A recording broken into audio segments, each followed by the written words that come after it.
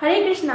क्या आपने कभी सोचा है कि राधा रानी के नाम जप करने से क्या फल मिलता है? चलिए जानते हैं। भगवान श्री कृष्ण स्वयं कहते हैं, मम नाम सतनेवे राधा नाम सकृतम समम यस निर्दे सर्वदा राधा न जाने तस्म किम फलम। अर्थात श्री कृष्ण स्वयं कहते हैं, जो मेरे 100 नामों का जाप करता है और श्रीमती राधा रानी के एक नाम का जाप करता है, दोनों का फल बराबर होता है। लेकिन जो भक्त सदा राधा रानी के नाम का जाप करता है, उसका क्या फल होता है, ये श्री कृष्ण भी नहीं जानते। तो प्रेम से कहिए राधे राधे। हरे कृष्णा। क्या आप सभी जानते हैं कि श्रीमद् भागवत महापुराण में राधा रानी का नाम क्यों नहीं आता? चलिए जानते हैं। इसके पीछे एक रोचक कथा है। दरअसल ये उस समय की बात है जब कलयुग की शुरुआत होने वाली थी। तब राजा परीक्षित को यह श्राप मिला था कि तक्षक नाग के काटने से 7 दिन के अंदर उनकी मृत्यु हो जाएगी।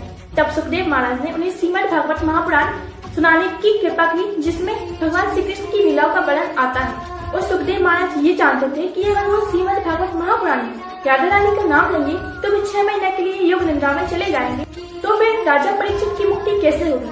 और दूसरी कथा के अनुसार सुखदेव महाराज की गुरु है राधा रानी। टोटे के रूप में राधा रानी ने सुखदेव महाराज को बचपन में ही कृष्ण कृष्ण जपना सिखा दिया था। और राधा रानी ने सुखदेव महाराज से गुरु रचना के रूप में कहा था कि श्रीमद् भागवत महापुराण में राधा रानी का नाम न लिया जाए। अगर राधा रानी का नाम आया तो श्री कृष्ण का नाम फीका पड़ जाएगा। इसीलिए सुखदेव महाराज ने श्रीमद् भागवत महापुराण में राधा रानी का नाम नहीं लिया। लेकिन दोस्तों, राधा रानी का नाम सुखदेव महाराज ने अनेक तरीकों से लिया है, जैसे कि राधा, रासेश्वरी, रम्या, रुक्मणी, परमेश्वरी, ऐसे अनेक नामों से राधा रानी का नाम सुखदेव महाराज ने लिया है। दोस्तों, इस प्रकार सुखदेव महाराज ने श्री कृष्ण को ही परम ब्रह्म बताते हुए उनकी लीलाओं का बखान किया है। तो प्रेम से कहिए राधे राधे। मणिहरण।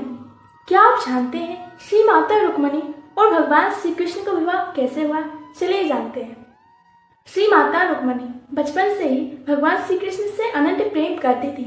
उन्होंने भगवान श्री कृष्ण को कभी देखा नहीं था, लेकिन उनके बारे में सुनकर उन्होंने भगवान श्री कृष्ण को अपना पति स्वीकार कर लिया था। लेकिन उनके जो भाई रुक्मी थे, उन्हें यह विवाह स्वीकार नहीं था। इसलिए उन्होंने श्री माता रुक्मणी का विवाह अपने दोस्त शिशुपाल के साथ तय कर दिया। जब विवाह का दिन आया तब माता रुक्मणी ने भगवान श्री कृष्ण को प्रेम पत्र भेजा, जिसमें लिखा था, हे नाथ, मैं आपको अपना पति स्वीकार कर चुकी हूँ। आपने मुझे स्वीकार नहीं किया तो मैं अपने प्राण त्याग दूंगी। जब ये पत्र स्वयं साक्षात भगवान श्री कृष्ण के पास पहुंचा, तब भगवान श्री कृष्ण अपने रथ पर सवार होकर वहां आए। विदर्भराज पहुंचने पर जब माता रुक्मणी विवाह से पहले माँ आदिशक्ति के मंदिर में जाकर प्रार्थना करने गई, तब भगवान श्री कृष्ण वहां अपने रथ से उतरकर साक्षात वहां प्रकट हुए। वहां जाते हैं, रुक्मणी से कहते हैं, मैं तुम्हें अपनी अर्धांगिनी के रूप में स्वीकार करता हूँ, और श्री माता रुक्मणी का हरण कर देते हैं। ऐसा क्यों कहा जाता है कि श्री जी के चरण कमलों को पकड़ लिया तो श्याम सुंदर मिल जाएंगे? इस कथा को सुनिए। एक बार राधा रानी बहुत विरह में थी। वो वृक्षों, फूलों, लताओं से पूछती हैं, मेरे श्याम सुंदर कहाँ हैं? वो देवताओं से पूछती हैं, मेरे श्याम सुंदर कहाँ हैं? हम कब से उन्हें ढूंढ रहे हैं। तब उनकी करुण पुकार को सुनकर स्वयं देवतागण वहां प्रकट हो जाते हैं।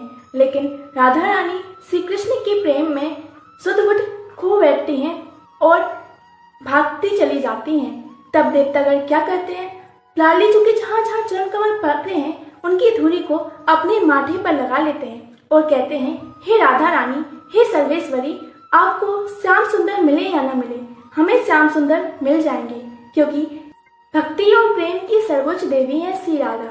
स्वयं परमेश्वरी आदि शक्ति है श्री राधा।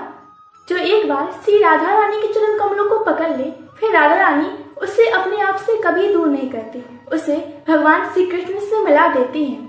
तो प्रेम से कहिए राधे राधे।